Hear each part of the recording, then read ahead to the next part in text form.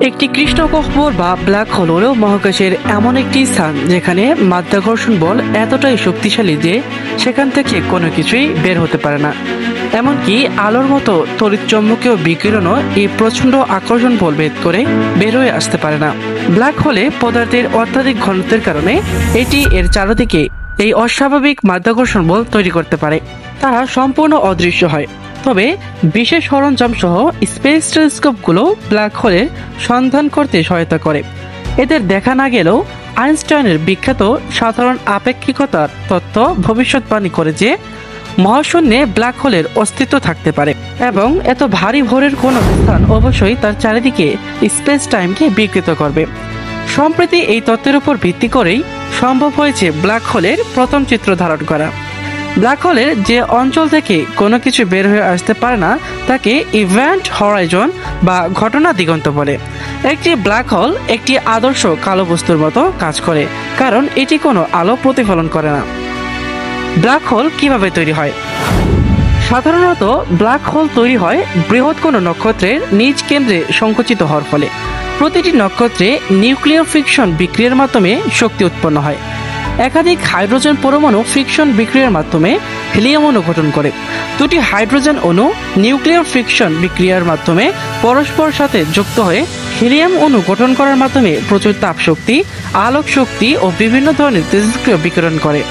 কিন্তু নক্ষত্রের এই নিউক্লিয় জ্বালানি হাইড্রোজেন শেষ হয়ে গেলে তাদের নিউক্লিয় বিক্রিয়া বন্ধ হয়ে যায়, যা নক্ষত্রটিকে একটি মৃত নক্ষত্রে পরিণত করে। প্রতিটি বস্তুর ন্যায় এই সকল নক্ষত্রেরও অভিকর্ষ বল থাকে। এ সময় চন্দ্রশেখর সীমার নিচের নক্ষত্রগুলো হোয়াইট ডগ বা শ্বেত বামনে পরিণত হয়। চন্দ্রশেখর সীমার উপরের নক্ষত্রগুলোর ক্ষেত্রে একই রকম ঘটে না।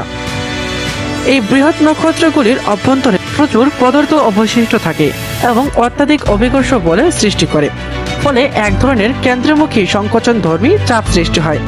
এভাবে ধীরে ধীরে সমস্ত ভর কেন্দ্রের দিকে সংকুচিত হতে শুরু করে। এরা বাইরের ও ভিতরের চাপ সমান করতে গিয়ে এক অতি বৃহৎ বিস্ফোরণ তৈরি করে।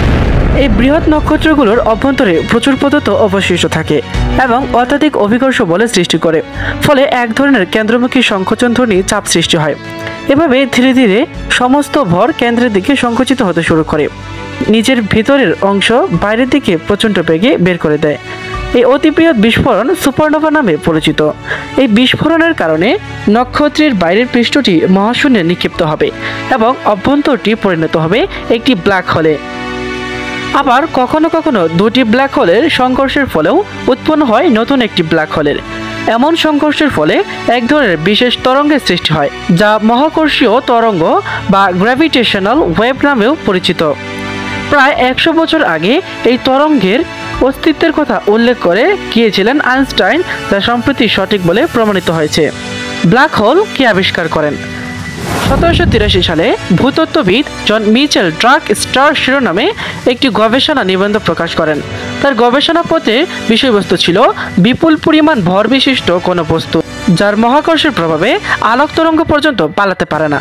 এখান থেকেই মূলত ব্ল্যাক হোলের ধারণা আসে এবং এটি নিয়ে গবেষণা ও অনুসন্ধান শুরু হয়। পরবর্তীতে অবশ্য এটি বিজ্ঞান মহলে একটি অযৌক্তিক তথ্য হিসেবে বেশ অবহেলার শিকার হয়।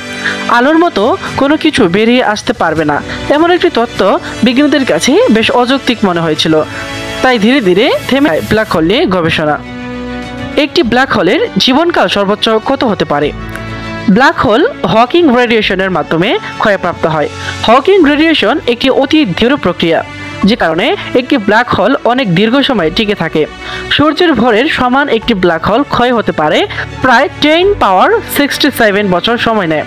মিল্কি ওয়ে কেন্দ্রের ব্ল্যাক হোলটির ক্ষয় হতে 10 পাওয়ার 87 বছর সময় লাগবে। আবার মহাবিশ্বের সবচেয়ে বৃহত্তর ব্ল্যাক হোলটি সময় নেবে প্রায় 10 পাওয়ার 100 বছর।